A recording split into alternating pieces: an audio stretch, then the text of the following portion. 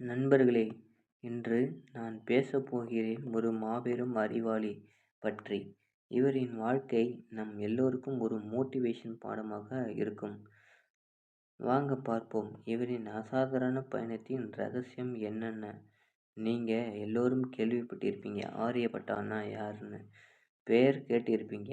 ஆனா இவரின் கதையை நீங்க நிச்சயமாக தெரிஞ்சிருக்குமா அப்படின்னு பார்த்தா, சில பேர்த்துக்கு தெரிஞ்சிருக்கும், சில பேர்த்துக்கு தெரியாம இருக்கும். அப்படி தெரியாம இருக்கிறவங்க இந்த கதையை முழுசா பாருங்க. இந்த வீடியோவும் பாருங்க. இவர் ஒரு இந்திய கணித மேதை. மேலும் கல்வித்துறையிலும் பெரும் பங்களிப்பு செய்தவர். ஆனா இவரோட வாழ்க்கை ஆரம்பத்திலிருந்தே எளிதாக இல்லை. இவர் வறுமை, கல்விக்கான தடைகள், ஆதரவு இல்லாம இவையெல்லாம் இவரை நிறைய சோதித்தது. ஆனா அந்த சவால்களை இவரின் கணிதத்தின் மீது இருந்து ஆர்வத்தை இன்னும் அதிகப்படுத்தின. அந்த ஆரம்ப போராட்டங்களில் இவரை பல பேர் தடுத்தார்கள். மாறாக அது இவரை வெற்றியை நோக்கி தள்ளிச் சென்றது.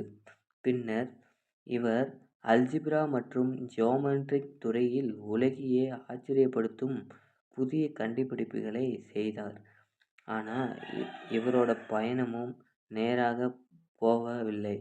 ஆனா சில நேரங்களில் இவர் யோசனைகள் மறுக்கப்பட்டன பல பேர்த்திடம். ஆனால் விமர்சனங்கள் வந்தன. ஆனால் அவர் மனசை தளர விடவில்லை.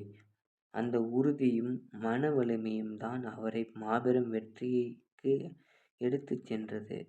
இவரின் வாழ்க்கையில் ஒரு முக்கியமான திருப்பம் வந்தது.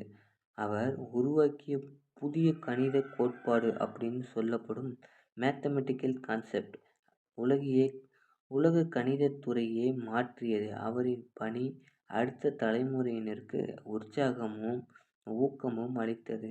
அப்படியென்றால் இவரின் கணிதத்தில் இருந்து நாம் என்ன கற்றுக்கொள்ளலாம்? அறிவு, திறமையும் எல்லோரிடமும் இருக்கிறது. ஆனால் அதற்கான வாய்ப்பு வரும்போதுதான் அதை வெளிப்படுத்த முடியும்.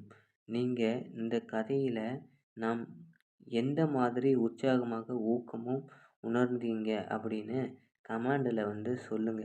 மேலும் இப்படிப்பட்ட ஒரு மோட்டிவேஷனல் கதைகளை மற்றும் உணர்ச்சிகரமான வீடியோக்கள் பார்க்க ஸ்டோரி வித் லேர்னிங் சேனலை மறக்காம சப்ஸ்கிரைப் பண்ணுங்க.